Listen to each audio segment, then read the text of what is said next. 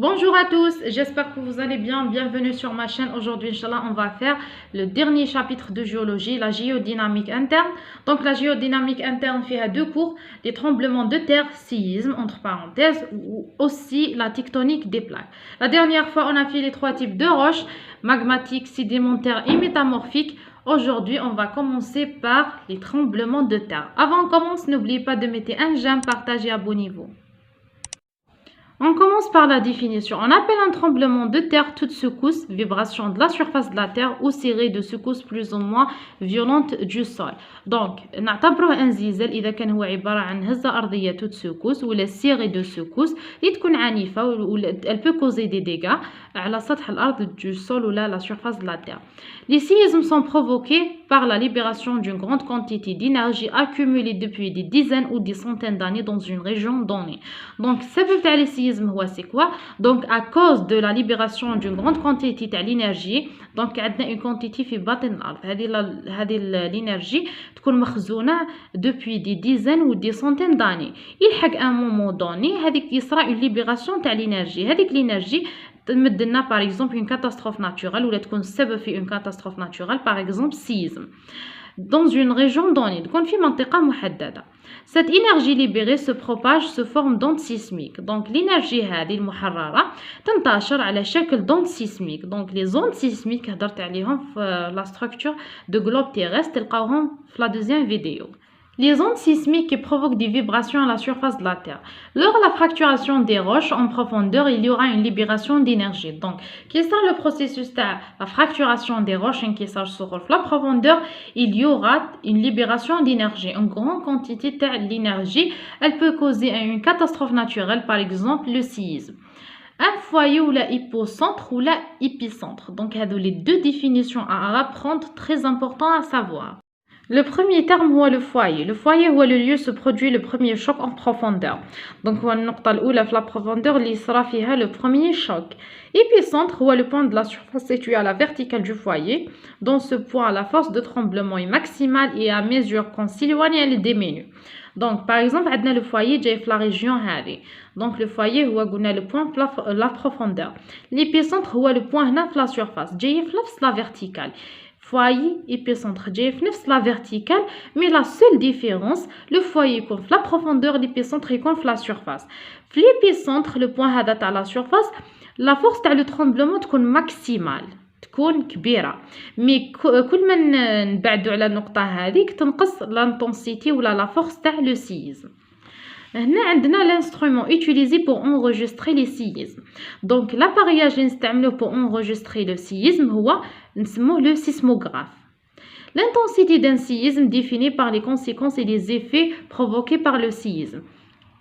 L'intensité d'un séisme sur la force تاع le séisme كيف نعرفوها بلي conséquences ou les effets. يعني par exemple une région صرا فيها un séisme. إذا كان par exemple خفيف une secousse خفيفة يعني تجوز normal. Mais إذا كان le séisme هذاك دار des dégâts شغل كاين les morts كاين les destructions تاع les bâtiments des magasins كلش يعني كاين des dégâts. Donc هذاك le séisme نعرفو بلي l'intensité تاعو كبيرة. Donc, les effets ou les conséquences les diront le séisme, nous la force ou l'intensité تاعو. Une faille. Une faille est une structure tectonique consistant à un plan ou une zone de rupture le long duquel deux blocs rocheux se déplacent l'un par rapport à l'autre. Donc, une faille, je m'entends, un bloc ou là un plan, place, sera là une rupture. Par exemple, on a deux blocs rocheux. Les blocs qui se déplacent selon l'un par rapport à l'autre, mais qui fait, par exemple, c'est le type de faille. Il y a le type de faille, par exemple, normal. Donc, l'un donc de compression, c'est l'inverse. Donc, ça dépend le type de faille. C'est le type de faille, qui fait, il sera le mouvement ou le déplacement de les deux blocs rocheux. Ce déplacement et la déformation suivante sont dus aux forces exercées par la contrainte tectonique, donc qui résulte de la tectonique des plaques. Donc, de la déformation tectonique, la tectonique des plaques et la force gravitaire, instabilité gravitaire. Donc, les raisons où il y a des déformations tectoniques. Donc, le déplacement, par exemple, un plan. Le plan c'est une rupture. Une rupture, une faille. Selon le type de faille, le déplacement. لو تيب دو فاي هذا كي يصرى لا فراكتوراسيون دي روش هذا الانكسار كما قلنا قبيله راح يصرى اون ليبيراسيون دينيرجي. ليبيراسيون دينيرجي هذيك راح تعطينا لو ترومبلومون دو تير. دونك جبناها من لا زون روبتور faille, libération d'énergie, تعطينا un tremblement de terre. Donc هنا نروحوا les trois types de failles. Donc عندنا trois types de failles. On commence par le premier type, faille normale ou la contrainte d'extension. Le compartiment situé au-dessus du plan de faille s'abaisse. Donc كيما هنا قلنا عندنا une rupture le plan يعطينا deux blocs. Le bloc هذا يروح في le sens هذا, le bloc هذا يروح في le sens هذا. Donc هذا هو le déplacement تاع les deux blocs rocheux. هذا pour le premier type ou la première faille, c'est la faille normale. Le deuxième type de faille عندنا faille inverse, contrainte de compression. Le compartiment situé au-dessus du plan de faille s'élève. Donc هذا le compartiment يهبط في le sens هذا وهذا le bloc rocheux ou là le compartiment يطلع في le sens هذا. Donc هذا بالنسبة le deuxième type de faille. Donc عندنا le troisième type de faille. Le troisième type de faille هو la faille coulissante, contrainte de sciisement. عندنا un compartiment se déplace latéralement par rapport à l'autre. واش معناتها؟ وحدة تروح هكذا وحدة تروح هكذا، ماشي وحدة تطلع وحدة تهبط، نو نفس les deux blocs، واحد في le sens هذا واحد في le sens هذا. Maintenant on passe aux classifications des tremblements de terre. Donc la classification تاع les séismes selon quoi؟ عندنا des critères. عندنا le premier critère c'est la profondeur du foyer, l'origine du séisme, l'intensité et la magnitude des tremblements de terre. Donc هادو هما les trois critères. Selon les trois critères هادو نديرو la classification des tremblements de terre. On commence par le premier critère selon la profondeur du foyer. Donc, حسب العمق تاع le foyer. Le foyer, c'est le premier choc, la profondeur. عندنا trois types. Donc, عندنا les séismes superficiels. La profondeur تاع le foyer تاعهم يكون inférieure à la 60 km. Deuxième, les séismes intermédiaires. Le foyer يكون بين 60-300 km. Donc, 60-300 km. Le troisième type, c'est les séismes profonds. Le foyer dépasse 300 km. Donc, selon la profondeur tel le foyer, on distingue trois types de séismes. Selon l'origine de séisme, on distingue deux origines, d'origine tectonique, d'origine non tectonique. D'origine tectonique directement liée au mouvement de l'écorce de langue de faille, 95% des séismes enregistrés les plus destructeurs. Donc, qui connaît un séisme d'origine tectonique, l'intensité de le séisme ou la force de le séisme est maximale, donc il dit des dégâts. D'origine non tectonique provoquée par d'éruptions volcaniques, donc Thawara al-Burkan, effondrement de cavités souterraines naturelles ou par de gros glissements de terrain. L'intensité est faible par rapport d'origine tectonique, concernerait les superficies limitées. Donc, il y a des zones limitées, les séismes d'origine non tectonique. Selon l'intensité ou la magnitude d'un séisme. Qu'est-ce que l'intensité d'un séisme? L'intensité d'un séisme est la quantité totale d'énergie libérée lors d'un tremblement de terre. Donc, qui sera un tremblement de terre? La quantité libérée est l'intensité d'un séisme.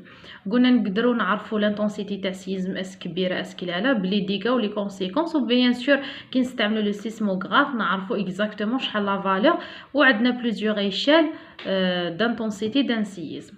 Il existe plusieurs échelles d'intensité. La plus utilisée, c'est l'échelle MSK. Donc, on va le plus utiliser parmi plusieurs échelles. Fait 12 degrés, fait 12 daraja.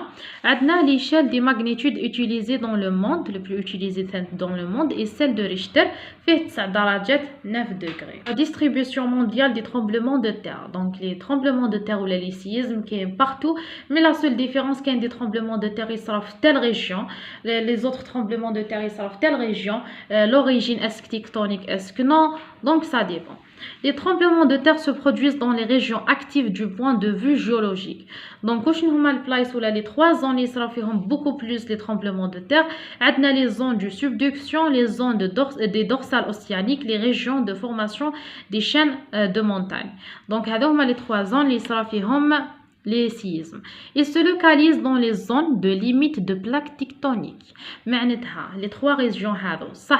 Il sera fait les séismes, mais les séismes exactement oui, les zones هادو فيهم les plaques tectoniques. Quels les mouvements ou l'activité تاع les plaques tectoniques. واش قلنا قبيله؟ قلنا d'origine tectonique لي سيزم اللي يصراو في هذيك البلاصه وين يكون ديروجين تكتونيك يكونوا ديستركتيف. Donc, les plaques tectoniques ont une relation avec les séismes. Les zones où se produisent fréquemment des séismes sont dites ceintures sismiques. Les zones où la place les les séismes sont des ceintures sismiques. Il y a 3 ceintures sismiques à la surface de la Terre. La première ceinture, c'est ceinture circumpacifique. Donc, c'est la première ceinture. C'est la zone qui entoure l'océan Pacifique. Donc, c'est le nom de la ceinture pacifique. Donc, logiquement, il y a la zone de l'océan Pacifique. Libère plus de 80% de l'énergie sismique dans notre planète. Cette chaîne couvre le Chili, Pérou, l'Amérique centrale, la région des Caraïbes, Mexique, Kamchatka, Japon, les Philippines, l'Indonésie, Nouvelle-Zélande. Cette zone coïncidence avec les zones de subduction et les foyers de séisme, des séismes peuvent être profonds. Pour la deuxième ceinture, c'est alpo-himalayen. Donc, c'est le nom de donc Kaina l'Himalaya. Ceinture alpo-himalayen, elle comprend la bande plissée allant des Açores à la Birmanie. Donc, Açores, c'est une région en Portugal. À la Birmanie, c'est un pays en Asie. En passant par l'Espagne, le Maroc, l'Algérie, l'Italie, la Turquie, l'Iran, le nord de l'Inde et l'Himalaya. La majorité des séismes de cette ceinture sont superficiels. Donc, les séismes qui sont la ceinture sont superficiels, mais des dégâts ou de dangers destructifs dans la région. La troisième ceinture est la zone de dorsale océanique, localisée le long des dorsales océaniques. Ils sont en général imperceptibles, étant donc qu'ils se produisent au milieu des océans. Donc, les 3 ceintures. La première, c'est Pacifique. La deuxième, donc, c'est alpo-himalayen. La troisième, c'est des dorsales océaniques. On a terminé le cours d'aujourd'hui, les tremblements de terre. La séance prochaine, ce sera la tectonique des plaques. Les résumés ou les photos sur ma page Facebook Insta. Nous les photos à la fin de la vidéo.